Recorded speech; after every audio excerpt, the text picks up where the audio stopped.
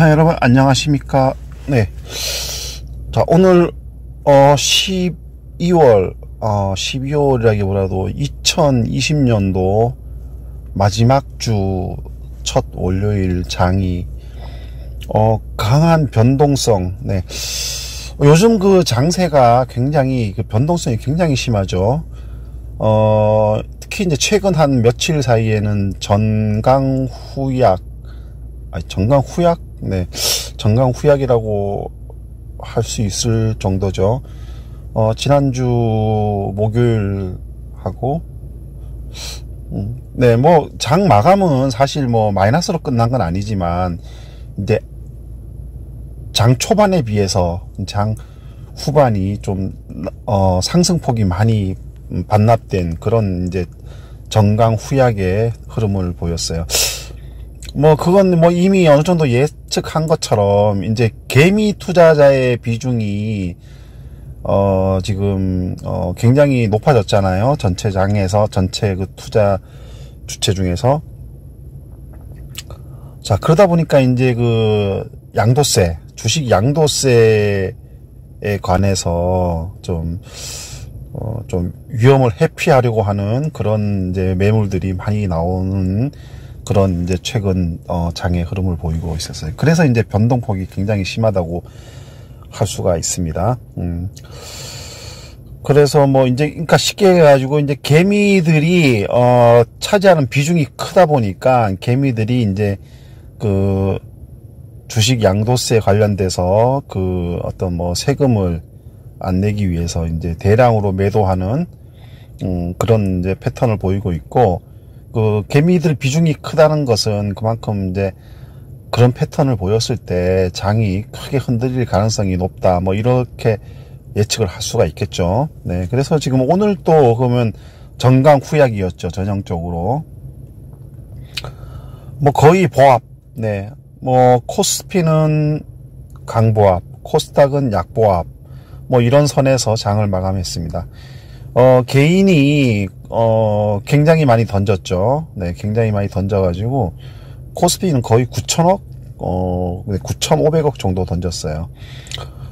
이거 내일 이제 배당락 기일이기 때문에 이제 올해 장이 내일하고 모레 남았죠. 네, 그렇기 때문에 근데 저는 예측을 그렇게 했어요. 이제 그 배당락이 끝나고 나면은 기관이나 외인이 강한 매수세가 들어올 것이다, 이렇게 이제, 그래서 상승을 할 것이다, 이렇게 이제 예측을 했는데, 지금 그런 흐름을 보이고 있는 거는, 외국인보다는 기관이에요. 기관이 지난주 목요일하고 오늘하고 강한 매수세를 보여서 개미의 물량을 받아내는데 일조를 하고 있죠. 그래서 이제 뭐 거의 보합권에서 장을 마감을 했습니다.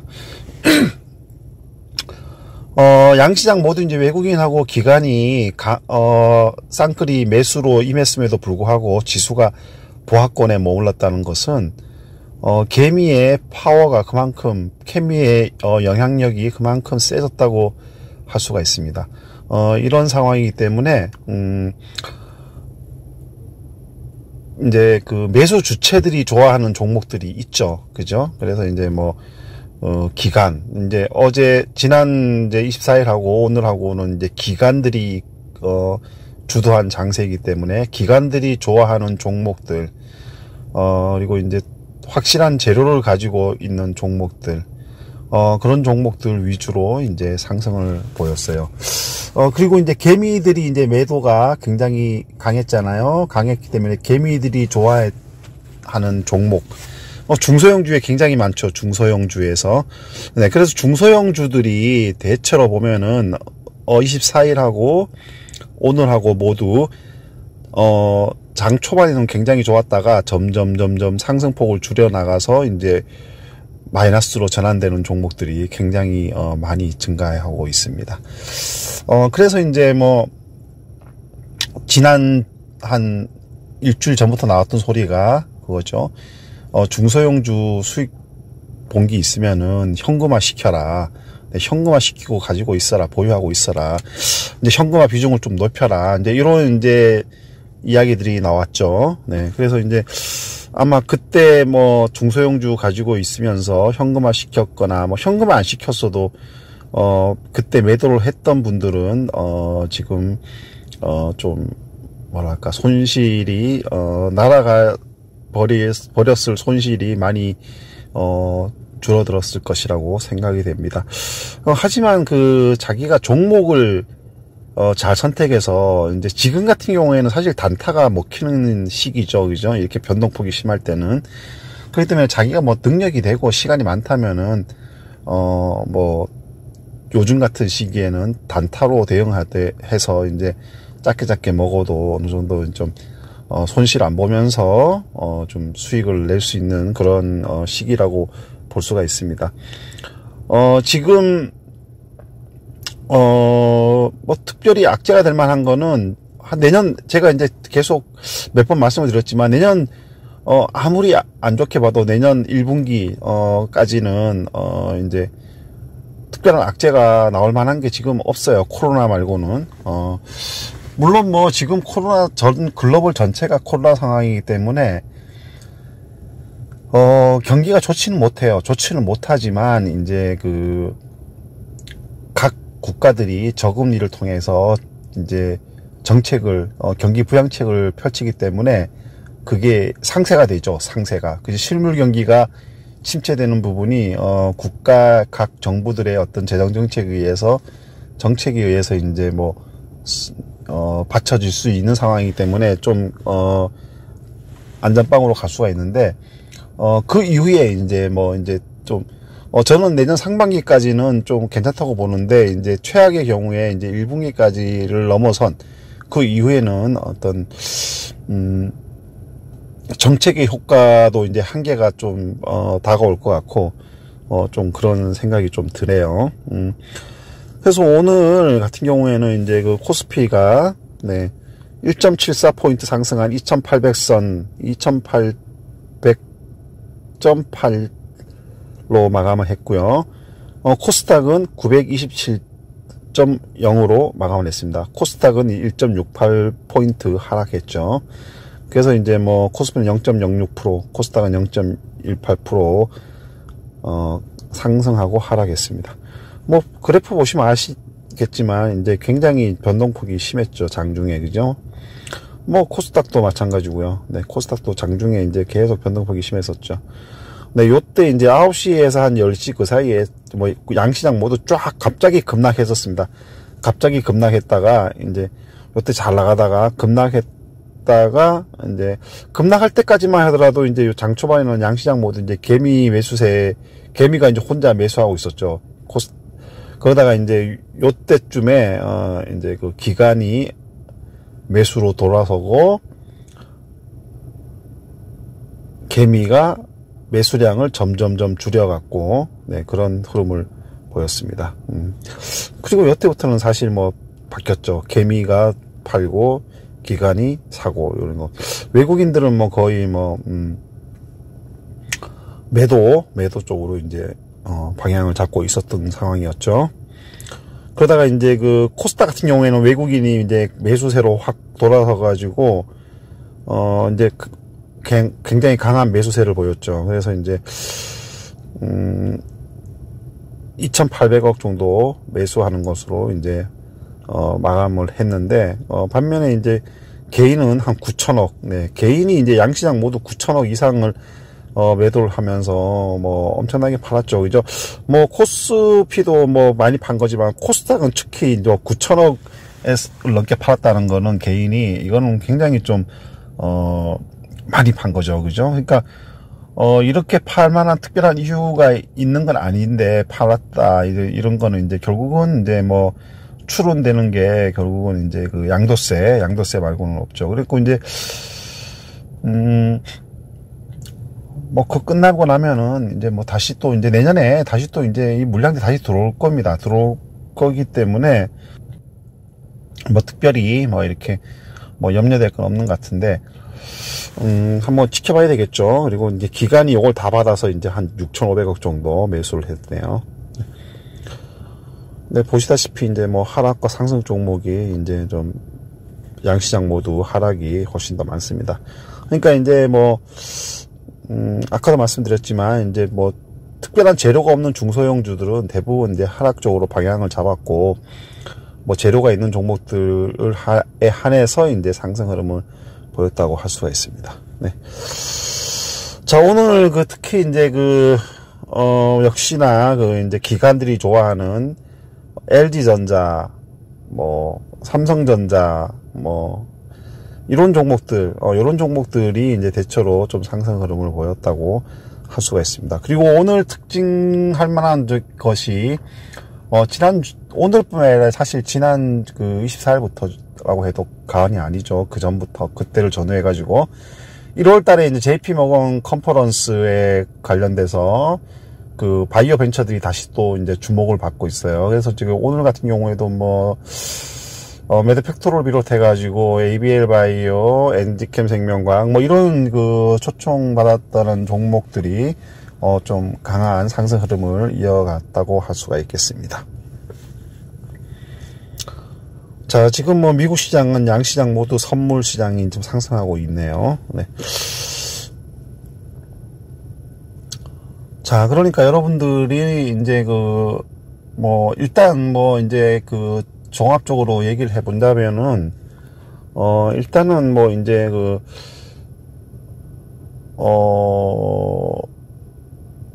현금화 비중을 좀 어느 정도 유지하고 있으면서 기회를 노려야겠죠. 그죠? 기회를 노려야겠고, 그리고 이제 내년 한 1분기까지는 어떤 상대적으로 좀 안전한, 안전장치가 이제 있는 그런 이제 장세를 보이기 때문에, 이게 뭐라고 해야 되냐, 뭐 어떻게 설명을 드려야 하나 하면은, 너무 이렇게, 부안해도, 우왕좌왕, 이런 거, 그런 거는 가급적 안 하는 게 좋습니다. 보니까 이제, 제가 어제도 말씀드렸는데, NH투자증권에서 이제 금년에 NH투자증권의 신규 개설한, 초보 투자자들 대상으로 이제 수익률 조사해 봤더니, 가장 낮은 연령대가 20대 남자들이라고 하네요. 20대 남자들이 올해 신규로 뛰어든 남자들의 평균 수익률이 4%? 5% 그 정도밖에 안 된다고 해요. 그러니까 그게 뭐냐면은, 대박을 노리는 거죠, 대박. 쉽게 얘기해가지고. 그러니까 초보들이 사실 대박을 노린다는 건 결국 운에 맡긴다는 것밖에 안 돼요. 그리고 아니면은 이제 굉장히 급등락주를 많이 선호하는 거고. 근데 초보들이 급등락주의 타이밍을 잡을 수가 없잖아요. 언제 사야 되고, 이게 언제가 저가고, 이 종목이 어디가 저가고, 어디가 매수 시점이고, 어디가 매도 시점인지를 감을 잡을 수가 없는 거예요. 그냥, 갑자기, 급상승해서 VI 발동이 걸리면은, 이제 여기저기 뉴스 뜨면 이제 그거 이제 또, 뇌동매매하고, 추격 매수하고, 이러는 거죠. 그러다가 이제 그게 어느 정도 그게 저점에 잡은 것도 아니고, 대부분은 이제 허리 위에서 잡은 상황이기 때문에, 결국은 그러다가 이제 꼭지점에서 이제 또 패대기 쳐지면은 다시 쫙 하락하면은 또 자기 본전 밑으로 떨어져서 또 판매를 하고, 매도를 하고, 이런 이제 순환을 계속 반복하는 거죠. 그러다 보니 이제 이제 20대 남자들이 이제 보통 경제적 자유 이러면서, 그런, 매매 패턴을 가지는 거예요. 그러니까 결과적으로 봤을 때 이제 1년이라는 시간이 지나고 나서 보니까 가장 낮은 수익률을 보이는 거죠. 네, 그쵸? 네. 그러니까 주식 투자는 이제 사실 20대, 30대 남자들이 저런 걸 되게 좋아해요. 막 주식, 이제 유튜브만 놓고 봤을 때도 보면은, 매덕으로 몇십억, 몇백억 벌었다, 이런, 그런 거를 엄청 선호하고, 그거를, 맹목적으로 추정하는 거죠. 근데 이제 그게 상황이 다르죠. 그죠? 그 사람들이 사실인지 아닌지 모르겠는데, 어쨌거나 사실이다 하더라도 그 사람들은 굉장히 오랜 시간 동안 여러 가지 시행착오 뭐 다 겪으면서 이제 일궈온 성과인데, 그거를 뭐 단기간에 그런 거를 추구하니 그게 될 리가 없죠. 그죠? 네. 그러니까 이게 주식에서 7, 8명이 손실 보고 나간다 뭐 이런 말들이 괜히 있는 게 아니거든요. 반면에 이제 좀 나이가 있고 좀 특히 여자분들 같은 경우에는 굉장히 좀 신중하고, 그렇게 내동매매 추격 매수를 상대적으로 덜하고 좀 차분하게 이렇게 좀 한 종목을 좀 가져도 안전빵으로 좀 이렇게 꾸준하게 들고 있고 뭐 이런 이제 매매 패턴을 가지는 거예요. 그러다 보니까 이제 그런 사람들이 결과적으로 봤을 때 시간이 지나니까 오히려 더 좋은 수익률로 나타나는 거죠. 네. 그러니까 여러분들 뭐 제 채널도 물론 20대 분이 거의 없어요. 거의 없지만 뭐 20대 분들은 저 같은 이런 채널을 안 좋아하죠. 뭐 아까 얘기한 것처럼 막 이렇게 막 자극적인 거 있잖아요. 말초 신경을 자극하는 뭐 그런 것들 있죠. 얼마 기간 동안에 얼마로 만드는 뭐 그런 이제 썸네일이 많은, 타이틀이 많은, 그리고 경제적 자유 이런 걸 자꾸 주장하는, 외치는, 오히려 얼마의 짧은 기간에 얼마 가지고 얼마를, 만드는, 그리고 상한가 가는 종목, 대박 나는 종목, 이런 당장에 짧은 기간에 돈을 벌 수 있는 것처럼 이렇게 설명하는 이런 것을 굉장히 선호해요.